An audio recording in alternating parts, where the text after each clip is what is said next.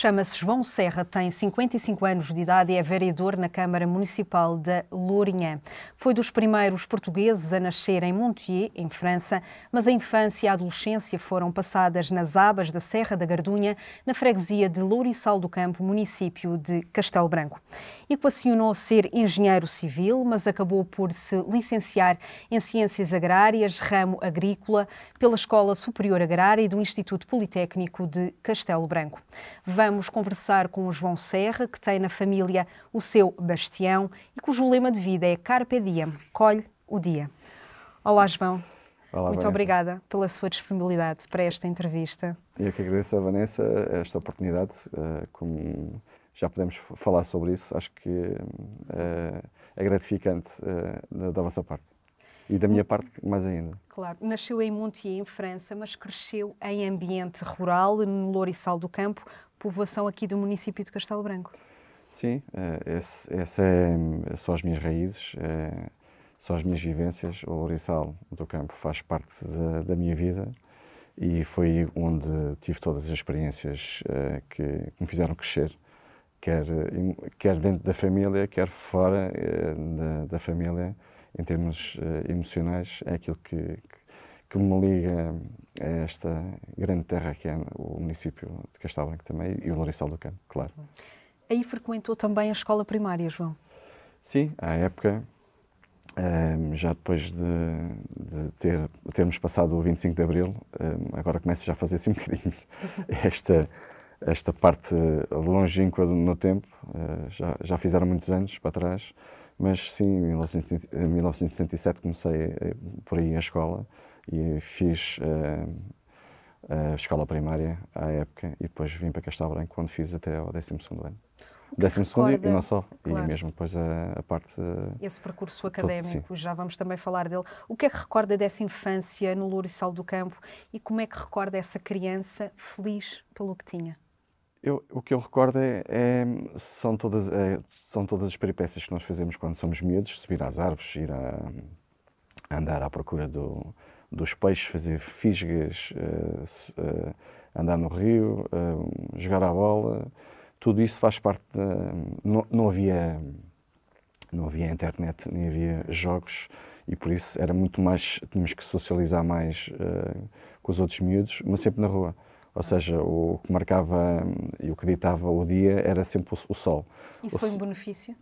Eu acho que sim. Hoje em dia estamos muito mais preocupados com o meio exterior e com o que nos rodeia. A nossa preocupação com os filhos é sempre aquilo que nos rodeia e eu acho que à época era diferente. O contexto era diferente, mas muito mais saudável em termos daquilo que era a socialização. Foi uma infância muito ao ar livre, muito de rua. Completamente. Quando atualizo essa minha infância, claramente hoje era impossível, porque acho que os pais quase que eram levados à GNR se fizessem o que faziam nessa altura. As suas grandes referências são duas mulheres, a sua mãe e a sua irmã. O que é que elas lhe ensinaram? O que é que aprendeu com elas? Eu acho que acima de tudo, nessa altura, quando eu faço essa referência, é só dizer que fui crescendo com elas e também com a avó, ou seja, a parte maternal era toda feminina, se já é materna, a parte feminina. A minha avó doente, quando eu era miúdo, mas a minha irmã pequenita, e porque nós tínhamos que olhar, era a bebê lá de casa, e depois a minha mãe era a figura que desempenhava, que era a parte maternal, que era a parte paternal, porque o meu pai continuava imigrado, e por isso são aquelas ligações, aqueles laços emocionais que nós temos com elas. O seu pai começou a ser uma referência quando regressou de França, não foi? Onde esteve como imigrante? Sim, ele parte para a Suíça, finais dos anos 60, depois estabiliza nessa zona de Montpellier e quando regressa passa a ser também uma figura de referência para mim, claro. Que idade é que tinha quando ele regressou? Aquela fase dos 10 anos, quase, ou praticamente eu faço o meu percurso 8, 9, estou ali entre os 8 e os 9 quando ele regressa e já passaram 7 anos e já temos a criança começa a olhar para o pai, mas se eu pensar nas memórias, tenho mais memórias da minha mãe claramente do que do meu pai nessa altura. Sentiu falta dele ao crescer? Hoje em dia, isto é emocional. Houve momentos. Sim, é isso. Claro. Responsabilidade, trabalho, honestidade e seriedade são os valores que lhe foram passados. Admira os seus pais pela forma como se empenharam na sua vida? Na vida deles e na sua? Vanessa, não esperaria que me fizesse essa pergunta, mas claramente, porque não sei se isto é para passar assim, senão parece que estou aqui meio chorão. Não, mas sim, são referências e boas referências, que nós ficamos com elas e acho que é importante. Claro. E os seus primos da aldeia continuam lá? Alguns? Sim, esses são aqueles que nos faziam crescer noutras vivências. Bicicleta agarrada à moto. Eram quase como irmãos, não é? Sim, Criados. claro, sim. Apesar de serem mais velhos, eram aqueles que faziam as malandrices. E os amigos da juventude e que perduram foram feitos na escola primária? Sim, esse aí acho que é com todos. Temos essas boas ligações e acabamos por estar com as referências dessas boas, que entretanto a vida foi-nos proporcionando outras, é verdade, mas pronto, essas é aquelas que nós, quando vimos, quando voltamos, estão sempre disponíveis. Claro. Mesmo e às vezes que, é como se não tivesse passado sim, todo aquele tempo. ainda hoje tive a oportunidade de ver alguém que já não via quase há 30 anos e foi um grande abraço. Exato. Como se tivéssemos estado Claro. presentes sempre. Claro. O restante percurso académico foi feito em Castelo Branco, na Escola Básica de Afonso de Paiva e também na Escola Secundária Amato Lusitano. Sim. Sempre um bocadinho, nessa altura, surge a escola em Alcaíns, para o contexto das pessoas hoje em dia isso não quer dizer nada, mas significa que eu era um autêntico estudante e tinha que ter aqui um compromisso com o meu pai, que era, enquanto não chumbasse, eu vinha para Castelo Branco, que era um desejo, porque passava aqui as minhas férias quando era miúdo, na casa da minha madrinha, e cresci também aqui nessa fase. E depois eu, como tinha as referências todas de Castelo Branco, queria vir para Castelo Branco. Nesses anos já éramos obrigados, já estou a falar ano 80, já era obrigado a ir para Alcaíns, mas eu tinha aqui um compromisso com ele, que era, se chumbasse, eu ia para Alcaíns. Ou seja, deixou-o vir com essa condição de nunca chumbar. E felizmente nunca aconteceu. João, queria seguir Engenharia Civil, mas no ensino secundário optou por Engenharia Agrícola. Porquê? Teve a ver com o facto de ter crescido nesse ambiente rural também? Não, eu acho que, acima de tudo, o meu pai tinha estado sempre relacionado era carpinteiro, depois entrou na construção civil e era um bocadinho para seguir aquele percurso. Mas quando tive a oportunidade, em 83, 84, na escola secundária, na Amato Lusitano, nós tivemos ali, foi introduzido na altura ali uma orientação escolar e isso foi determinante porque quando... No nono ano, não foi? Sim, no nono ano fizemos ali esse percurso com a psicóloga que fez esse acompanhamento durante esse ano e no final deu-me ali uma aptidão, não é? Uma aptidão diferente e depois o caminho prosseguiu nessa área das ciências agrárias. Não quer dizer que não fosse, mas depois também percebi que iria ter dificuldades ali com algumas disciplinas e eu disse, não, então vou aqui ser assertivo, seguir aquilo que a psicóloga e a orientação escolar me dizem e acho que foi bom, não me arrependo. Na Escola Superior Agrária, que pertence ao Instituto Politécnico de Castelo Branco, fez a licenciatura e o bacharelato. Sim. Licenciatura em Ciências Agrárias, ramo agrícola e o bacharelato em Produção Agrícola, ramo agrícola. Porquê estas áreas de formação? Aí foi continuidade.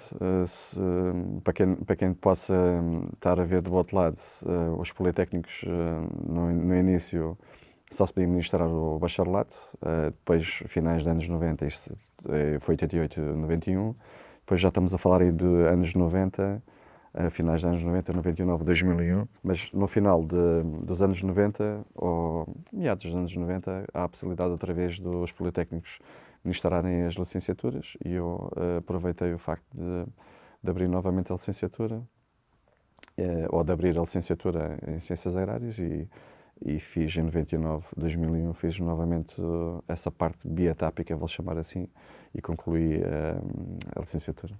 Achei que era importante fazê-lo, sendo eu também funcionário público, nessa altura ainda não era, mas estando a querer melhorar também a minha condição de vida, fazia todo o sentido que fizesse esse percurso. Até porque de lá para cá tenho sempre feito, eu vou dizendo lá em casa e cá fora, que acho que eu sou exemplo também disso, que acho que devemos estar sempre a aprender e esse percurso faz parte também dessa vivência. Recorda-se do seu orientador de estágio, porque ele nunca se esqueceu do aluno trabalhador, honesto e confiante. Eras na altura especialista na indústria de azeite, acho que trabalhavas na Acaxa e tive muito gosto em orientar o teu trabalho de estágio, que concluíste com uma classificação, julgo de muito bom. Outra coisa que nunca se esquece, foi extremamente marcante para mim e julgo também marcante para ti, o facto de termos participado num simpósio nacional com um póster que foi obviamente de tua autoria, mas que partilhaste comigo. Foi a primeira vez que apresentei um trabalho em colaboração com um aluno. Estávamos nos primórdios, eu da minha carreira e tu também da tua carreira profissional. Não dá para esquecer. A gratidão e o reconhecimento que senti na altura é o mesmo que te gostava de transmitir ainda hoje. De facto, tínhamos uma boa relação aqui na escola entre professor e alunos. Nós tratávamos como homens, que vocês já eram, como iguais, e juntos cultivávamos aquilo que aqui costumamos designar por espírito agrário. O espírito que depois nos persegue para a vida. Não é fácil descrever um sentimento, mas o espírito agrário encerra o gosto pelo mundo rural, pelas suas gentes. É um sentimento telúrico que nos liga à terra, às plantas, aos animais. Faz de nós, agrários, alguém que sente e vê diferente tanto o seu contexto natural como social. Por isso, para mim, ainda és e serás o Serra da Lourinhã. Fui às redes sociais procurar fotos tuas e encontrei várias. E lá estavas tu, com o teu semblante sorridente, com ares de quem irradia autoconfiança e quem tem um rumo certo para a sua caminhada. Descobri, entretanto, que também és um político ativo, o que considero louvável. Nada melhor para desenvolver as nossas terras do que alguém que sabe o que é produzir, o que é arriscar para colher, sabe que as pessoas fazem parte do processo. No fundo, a agricultura ensina-nos isso. Parece que é desígnio da ESA-CB ter diversos diplomados no mundo autárquico. Estou certo que tu também não fugirás à regra. Notei que te especializaste em gestão, nada melhor para quem quer tomar boas decisões e participar na gestão do bem comum. Espero que continues trabalhador, honesto e confiante, tal como te recordo. Desejo-te a melhor sorte para os teus desafios futuros, pois acredito que muitos ganharão com isso. Um grande abraço e quando puderes aparece cá pela tua escola. O professor Celestino Almeida, a quem agradecemos. Eu é que agradeço ao professor Celestino. O primeiro orientador na escola foi o João Pedro Luz, o professor João Pedro Luz, com quem também recordo com muita saudade. O professor Celestino, nesta altura, quando fiz a licenciatura, carinhou-me. Nós tínhamos tido pouco, tínhamos ali uma interação de professor-aluno e aprendi imenso com ele e não estava nada à espera que ele me dissesse isto. E recorda este espírito agrário de que falava o professor Celestino? Sim, completamente. É um sentimento?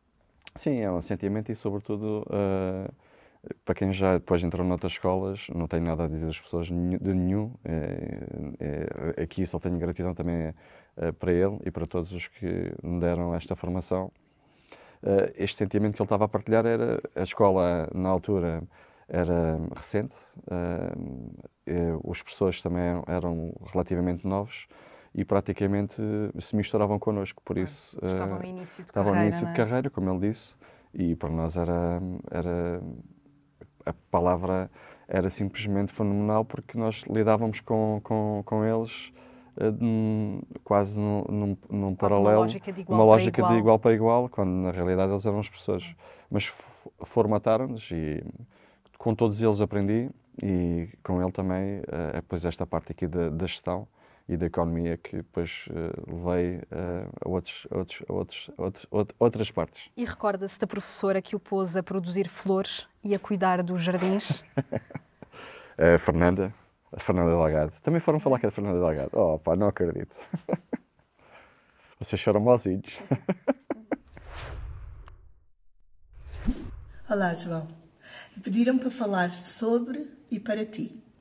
E já lá vão mais de 30 anos que fui tua professora pela primeira vez. No Bacharelado de Produção Agrícola, pus-te a produzir flores e a cuidar dos jardins. Apesar de seres uma região importantíssima no que respeita à produção de hortícolas frescas, não foi a horticultura que te seduziu e acabaste por seguir pela área da olivicultura e dos lagares. Sempre foste um jovem discreto, mas voluntarioso, e anos mais tarde, já como vereador da Câmara da Lourinhã, voltaste a contactar-me, nessa altura com várias ideias no intuito da valorização do desperdício das produções hortícolas da tua região. Foi aí que me apercebi o valor que a boa formação de uma pessoa poderá ter no município e no desenvolvimento regional. Nessa altura, foi o excesso de produção da abóbora dos produtores da Lourinhã que te promoveu para encontrar formas de estudar e valorizar esse desperdício.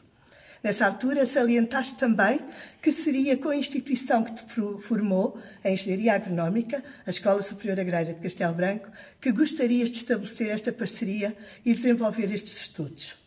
Outras preocupações com diferentes aspectos ambientais, de proteção de bens e serviços, da valorização dos produtos regionais, como a aguardente DOC da Lourinhã, estiveram sempre nas tuas conversas. Isso mostra a tua sensibilidade e preocupação com o desperdício e a sustentabilidade. Agora, só falta voltares pela terceira vez para fazer o nosso doutoramento em sustentabilidade agroalimentar e ambiental, que está a ter a sua primeira edição, e voltar a ser o meu aluno outra vez. Seria uma honra. Como vês, estamos aqui no novo refeitório, chamemos-lhe assim, onde passaste tantos anos da tua vida nos almoços e jantares e outras festas, e que está a ser renovada. A nossa escola está em grande renovação, por isso esperamos por ti um dia destes para nos visitares. Espero que esta mensagem te tenha trazido boas memórias e um sorriso. Desejo-te muito sucesso, felicidades, que o futuro te reserve ainda mais realizações incríveis. E até já. Professora Fernanda Delgado. E aqui a promessa de um doutoramento em sustentabilidade agroalimentar e ambiental. Ui. Está nos planos? Há quem tente por essas vias. Não estava à espera de que a professora Fernanda Delgado me viesse... Deixar o convite. Sim, e sobretudo, mais uma vez, vocês foram... Não estava nada à espera que vocês fossem fazer isto. Claro que é uma referência, gosto muito dela, tento trazê-la ou tento levá-la, da mesma forma que ela me puxa para voltar novamente aqui à escola, eu tento levá-la para me resolver ou potenciar algumas situações que nós precisamos da Lourinhã. E não vou perder a esperança, mas quiçá, quem sabe, se calhar voltar a ser aluno dela vai ser muito, muito engraçado. Mestrado em Estratégia de Investimento e Internacionalização pelo Instituto Superior de Gestão e uma pós-graduação em Governação e Desenvolvimento Regional e Local pelo Instituto Superior de Ciências Sociais e Políticas da Universidade de Lisboa. Foi para Lisboa em 1992? Sim, já faz tempo. Em 92, nunca mais me esqueço, 15 de setembro de 92 foi quando fui trabalhar para a CACSA, como disse o professor Celestino, que é a Agência de Controlo das Ajudas Comunitárias do Setor do Azeite. A professora Fernanda também disse que enverdei para a parte da olivicultura. E dos lagares. Sim, e tive 14 anos ligado aos lagares a nível nacional, e depois entrei... Esteve até 2005. 2005 e depois integrei o Ministério da Agricultura no então IFAD à Pinga. Instituto de Financiamento sim, da Agricultura e Pescas, que é de 2006 a 2017. Sim, que continuo a ser funcionário do Ministério da Agricultura e de lá para cá tenho essa licença que me permite estar no lugar de variação. O atual presidente João Duarte fez-me um convite em 2017 e integrei o executivo até hoje. Uhum. Recuando um bocadinho atrás, o que é que recorda desses tempos em Lisboa? E pergunto-lhe, a Rua do Carmo é só a sua música de eleição ou é também um local que frequentava e que passava frequentemente? Olha, passei imensas vezes, até porque trabalhava na Castilho. Eu vivi em Algés até 99 e era uma rua que eu passava muitas vezes. O facto de ser uma das músicas que gostava era só porque quando ouvi a primeira vez quase que não conhecia o porquê. E das vezes que por lá passei fui percebendo o porquê da música e ficou. Depois também era uma música fácil na altura de cantarolar e não me peço agora para cantar, mas achei graça aos UHF e depois quando vamos àqueles sítios que ouvimos e percebemos o porquê, é que aí passava lá imensas vezes. Porque ia até ao Caixo de Oré a pé, fazia muitas vezes até ao Caixo de Oré, Castilho, Caixo de Oré, e para mim era sempre o reviver a música. Vive na Lourinhã desde 1999 e desde 2017 é vereador em regime de permanência na Câmara Municipal da Lourinhã, aqui responsável por vários setores. Sim. Se no início tinha a parte do ambiente, a parte da economia, empreendedorismo, o turismo e tudo o que tem a ver com as empreitadas e as candidaturas à Europa e não só, que nós tínhamos por lá. Mais recentemente, desde setembro do ano passado, agreguei ainda tudo o que era dentro da parte da sensibilização e da gestão do litoral, fica também com a parte do saneamento, da recolha dos resíduos urbanos e a parte financeira, que é aquela que ainda dá mais... Que balanço é que faz? Olha, até agora foi uma aprendizagem, tal e qual como aqui as pessoas o disseram, acho que fui crescendo e fui aprendendo. Acho que toda a gente devia passar um dia pelas autarquias, até para dizer mais bem das autarquias do que menos bem, que todos nós, as redes sociais, os potenciaram e o algoritmo potencia aquilo que é a maldicência, e eu acho que as pessoas deviam passar por lá para perceberem o quão difícil é de resolver os problemas dos outros, que não são só os nossos problemas. E eu vivo nessa parte, porque se integrei à autarquia foi um bocadinho também por achar que tinha que fazer a diferença. E nesse sentido, hoje em dia, percebo que não é fácil, mas é desafiante, tenho aprendido imenso naquilo que é a balança do positivo e do negativo. Prefiro valorizar os positivos do que os negativos, porque também tenho situações mais negativas, que é o tempo, a pressão, todo o contexto externo que nos baliza e nos leva às vezes à loucura, mas no final do dia acho que consigo dormir em paz e tranquilo. E a aguardente DOC da Lourinhã vem desse gosto pela olivicultura e pelos lagares também? A aguardente é exatamente como a olivicultura. Nós temos que a valorizar, temos que a potenciar e temos que a pôr no outro patamar, porque ela sempre foi vista como o patinho. E acho que ela pode ser um cisne, só que uma dimensão diferente. Enquanto o olival, nós temos que apostar naquilo que é a nossa olivicultura e aquilo que são a nossa espécie, as nossas cultivares. Com a aguardente passa-se o mesmo, que é, apesar de ser uma região pequena e é a única região demarcada em Portugal, o meu interesse e o interesse do município e o interesse de quem está à volta do tema é potenciar aquilo que é nosso, porque acho que temos que fazer a diferença. Essa diferença ou essa diferenciação para o setor só pode ser colocando o produto num patamar que deve e merece estar. Passando rapidamente por este tópico, a colónia balnear da Areia Branca, algumas das suas férias foram aqui passadas. Sim, essa foi a razão, até porque fui para a Lourinhã. Eu estava em Lisboa, a minha mulher vai dar aulas para Peniche, temos a referência da colónia de férias e quando pensamos em casar, onde é que vamos ficar? E a referência entre Lisboa e Peniche, onde ela estava na altura, era a Lourinhã e ficamos aqui com um compromisso. Olha, onde é que vamos ficar? A Lourinhã, tínhamos já essas referências, eu 3 anos, ela 2, de irmos a passar lá as férias e a Lourinhã passou a ser a nossa base processo familiar. de recuperação que também está a acompanhar de perto. Sim, nesta altura também posso dizer que, felizmente, desde estes últimos 7 anos tem sido também para mim prazeroso acompanhar esta solução, que espero que dentro em breve esteja, quer acompanhando aqui a CIM da Beira Baixa e agradecer aqui também publicamente aos então os presidentes da CIM, quer ao presidente Luís Pereira, atual presidente de Vila Velha, e ao presidente João Lobo, que também agora é o atual. Tudo tem feito, claro que o processo tem sido demoroso. Nesta altura já estamos aqui só à espera que o Revive lance definitivamente a concessão e espero que durante os próximos meses, porque já estamos aqui a arrastar-nos quase há um ano e não se compreende até, nem eles nem nós compreendemos, mas acho que estamos num processo já no culminar da concessão.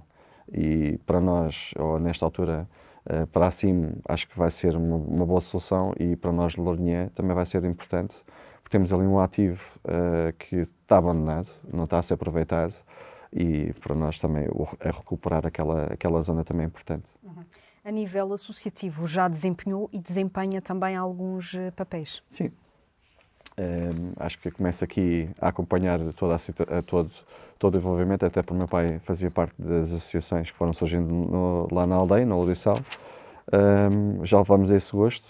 Antes de ir, já fazia parte também no Lourissal daquilo que era o Conselho Fiscal dos Baldios e a partir daí, quando vou até a Lourinhã, acabo por ter a sorte de ser convidado para integrar uma associação, uma creche e um pré-escolar com 150 famílias e acabo por ter esse gosto que me vai levando sempre a ter outras responsabilidades. Que não é o primeiro até no GEL, no grupo, no museu, atual museu da Lourinhã, que já era à época, e depois no Petis e noutras associações que foram surgindo lá para cá, e os amigos de Porto de Barcas, sempre com a matriz ou de ajudar as famílias ou de ajudar um projeto e por aí fora. A sua casa é onde o fazem sentir em casa e onde é considerado como família.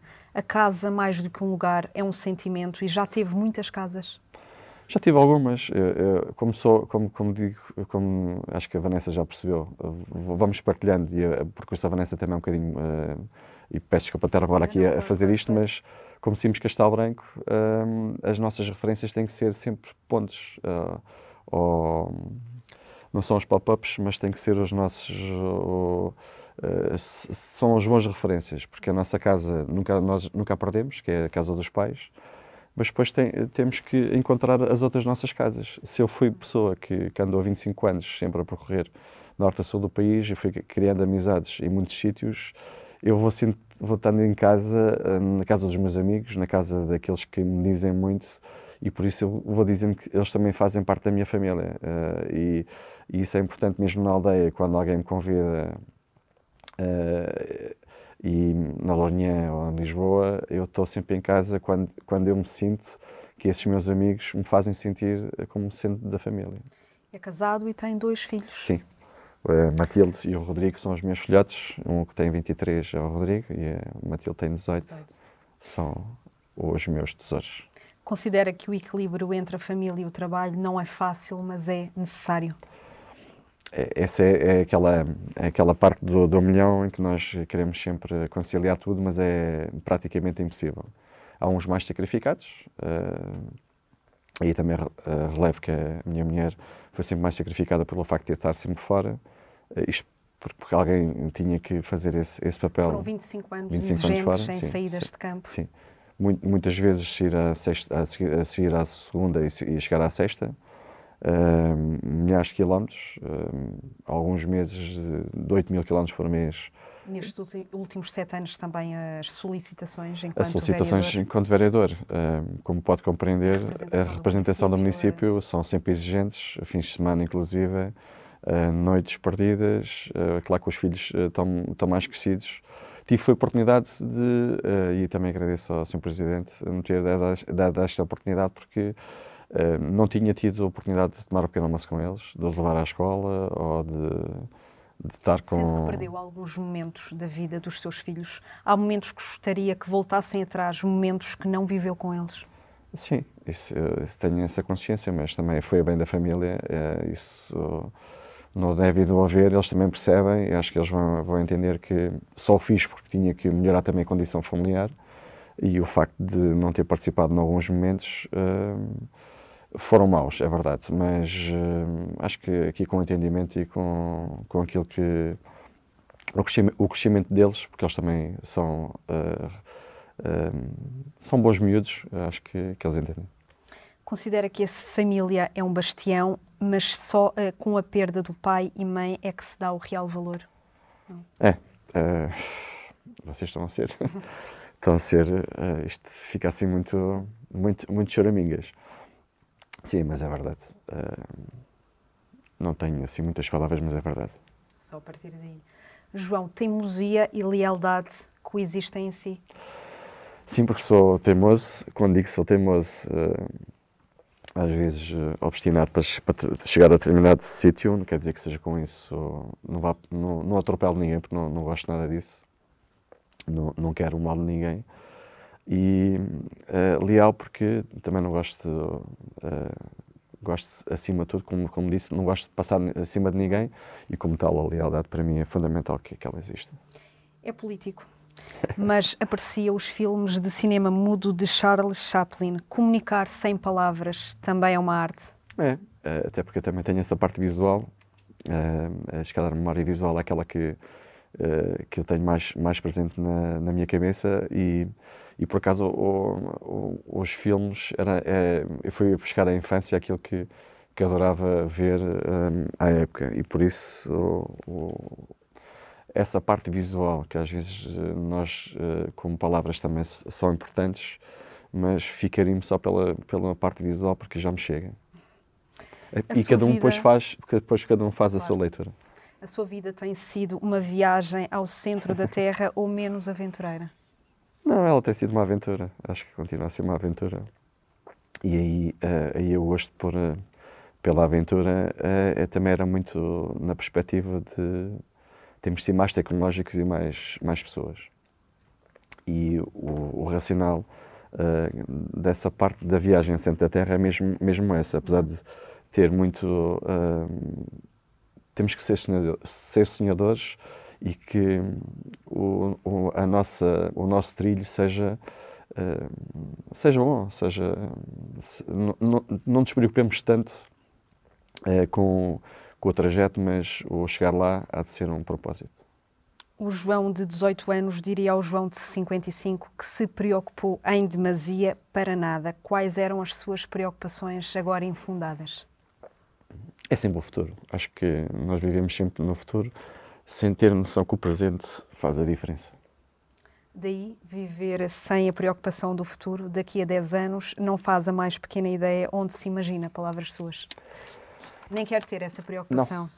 Não. Aprendi que é tão rápido que não vale a pena. Daí também o seu lema de vida, Carpe Diem.